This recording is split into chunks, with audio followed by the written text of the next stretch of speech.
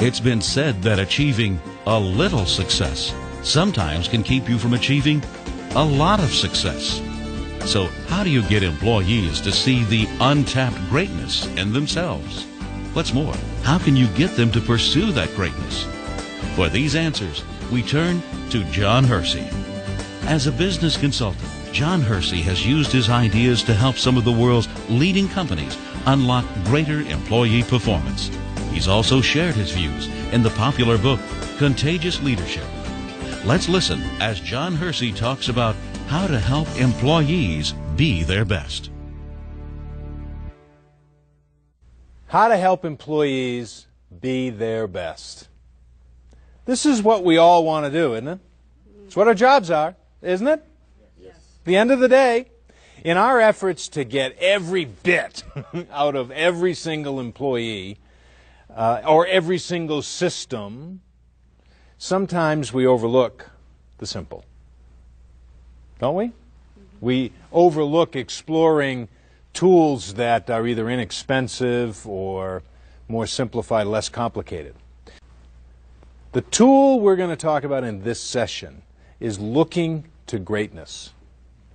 Looking to greatness, the habit of emphasizing individual strengths. So let's begin by looking back at our childhood. All of us individually. No tears now. From childhood through, let's say, high school, ask yourself, which happened more often? Did our parents, our teachers, our trusted advisors in school, did they focus on our weaknesses? Or did they nurture our strengths more often? Weaknesses.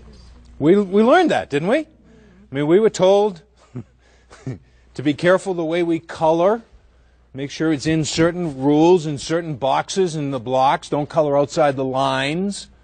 We were told how to play, what we were doing wrong.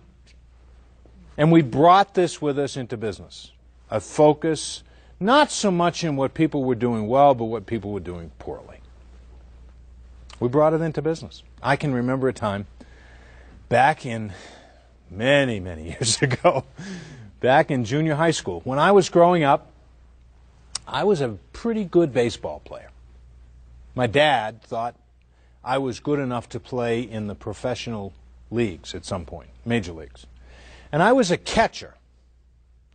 And the position's really not that important, but I had a strong throwing arm. I was good defensively. I had good size. I was a left-handed hitter, okay, left-handed hitter, which was a little unusual. And I had power, and I had the ability to hit for a good average, meaning that I got a lot of hits for each time at bat. So my dad thought I was going to play in the professional leagues.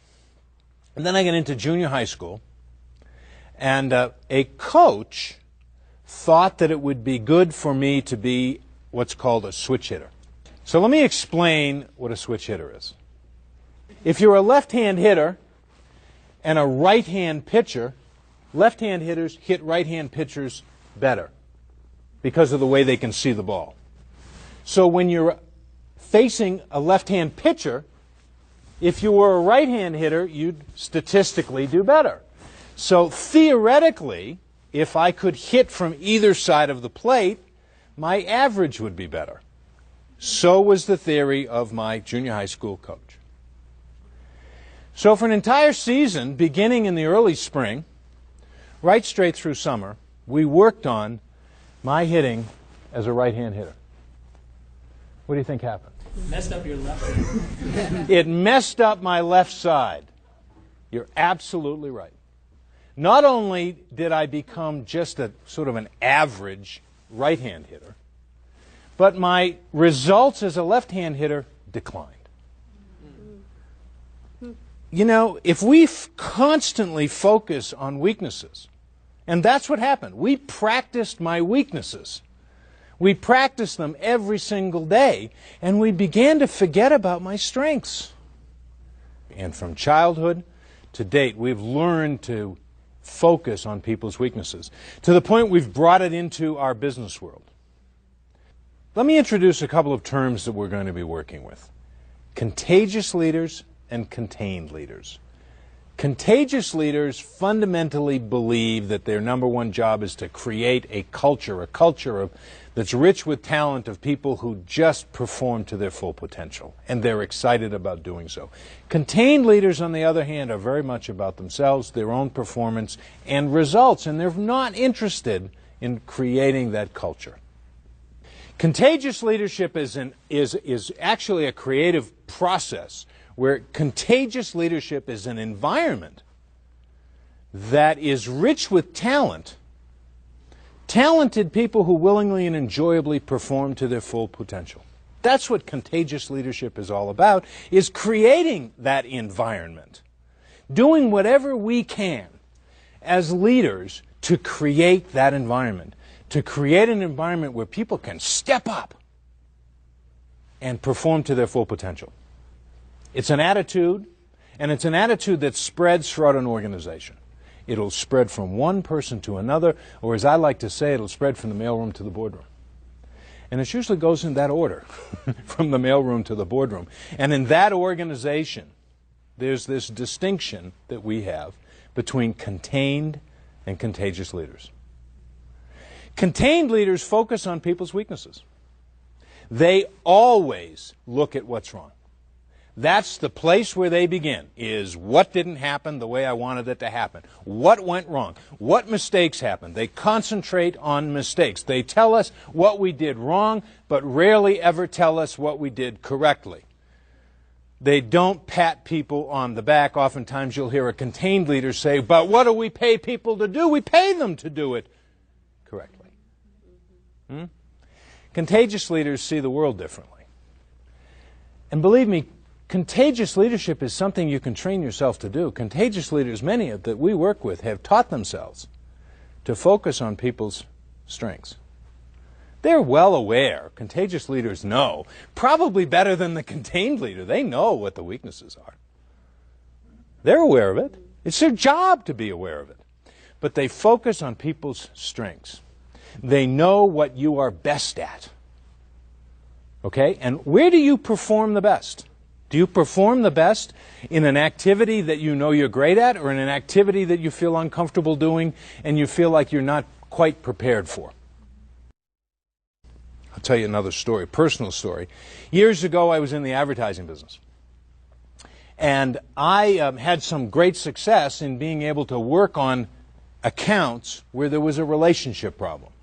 Well, we had a very large and important account that had a problem. So the president of the agency asked me to come in and work on that client. The president of the agency made two fatal mistakes. First of all, he did not fully understand the problem. He thought the problem was a relationship problem.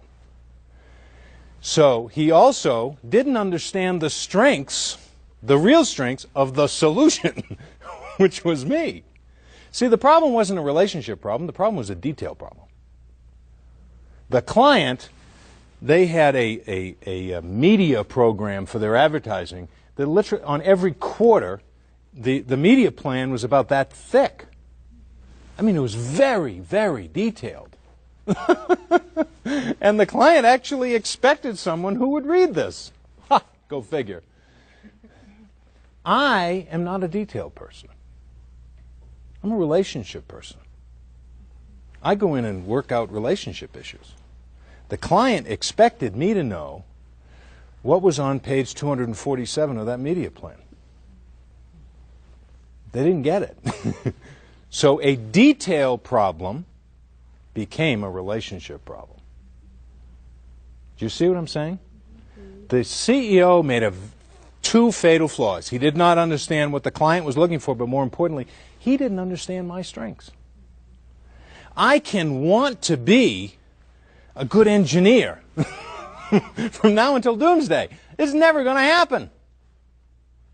It just won't happen. Employees want to work with people who sort of understand their strengths. There's a downside to this whole weakness thing. Employees really want to work with contagious leaders. They don't want to work with contained leaders. They resent the fact, employees will resent the fact that you're constantly looking over their shoulder, telling them what's wrong. And, you know, oftentimes we chalk it up and we make an excuse for it by saying, well, I'm a type A. Well, the employee doesn't care what type you are. Do they? Employees will resent the fact that you're constantly focusing on what they're doing wrong. We were on the board of a new resort, and it was a very exciting time. This was a world-class resort, or had the potential to be a world-class resort. And when it opened, all the staff were filled. There was shine in their eyes. They're all filled with possibility and serving clients and taking care of people and really providing tremendous customer service. It was just an extraordinary time. And then a year later, it wasn't such an extraordinary time because we had a developer who was a contained leader. Every day he came into the resort and focused on what people weren't doing well. He focused on the 5% that wasn't being done perfectly, rather than the 95% that was just wonderful.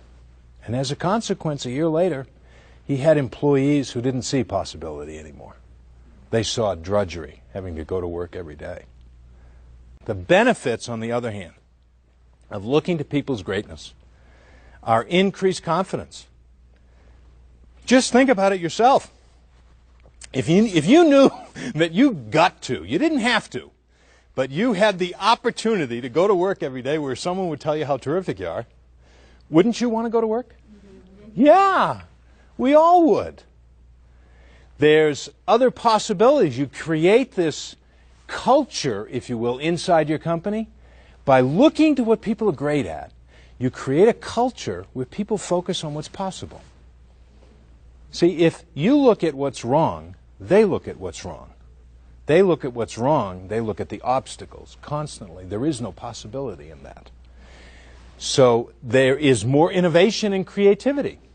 If I keep telling you how terrific you are, aren't you more likely to be think more creatively, to offer more suggestions? It reduces conflicts.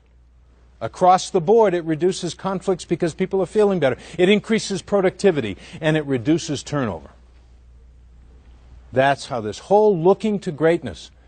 Again, I want to stress this is not the most expensive, the most complicated solution to our leadership challenges, but oftentimes, in my experience, it's the simple that is the most powerful.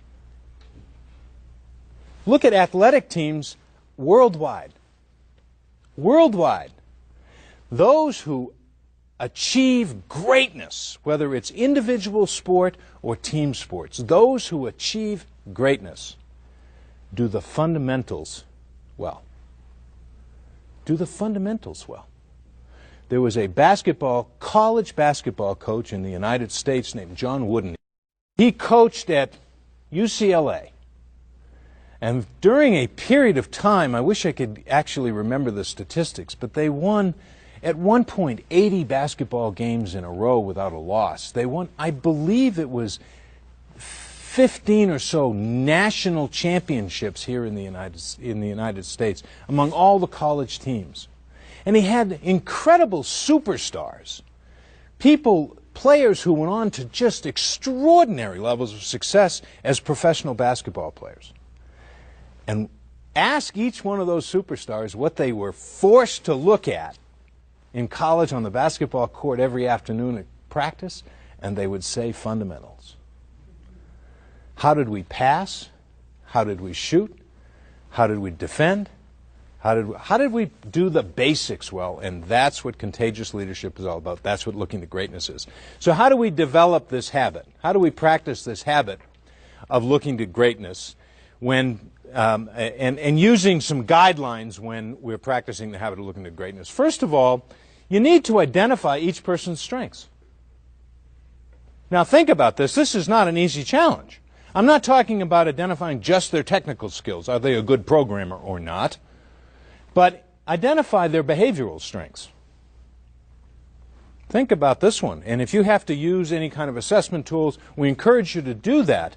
But if you have a culture, for example, inside of your company that is very disciplined, very steady, very dependable, very reliable, and very detailed.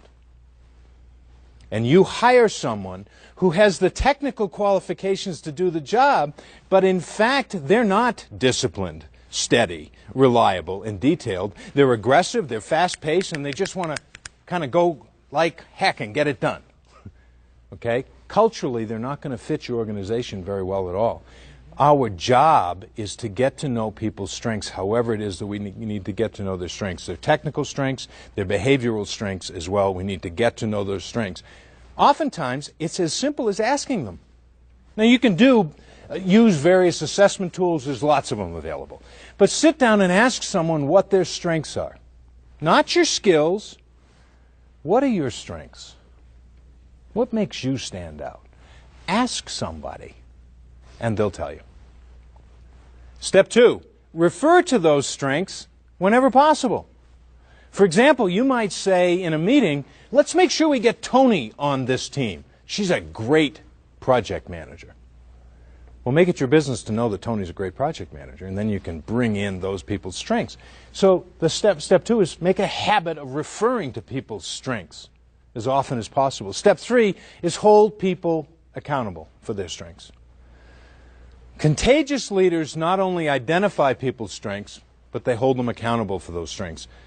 You know, there's that whole notion about making people be great, taking a stand for their greatness. They don't let people off the hook. Contagious leaders don't let people off the hook. They set very high standards, and they say to you, I expect, Susan, that you're going to meet these standards because you're great.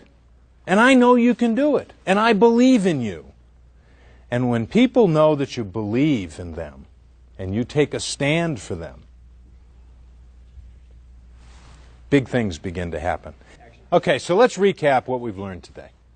In our efforts to help employees be their very best, sometimes we overlook simple strategies. Looking to greatness is a strategy that focuses on people's strengths. Really focuses. And it's just a strategy.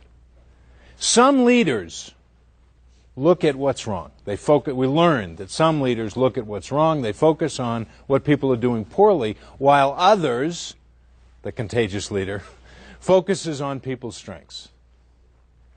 We learned that the latter, focusing on people's strengths, is really the most effective strategy. And isn't that what we're really all about, is being effective? The benefits of looking to greatness are numerous. Increased employee confidence.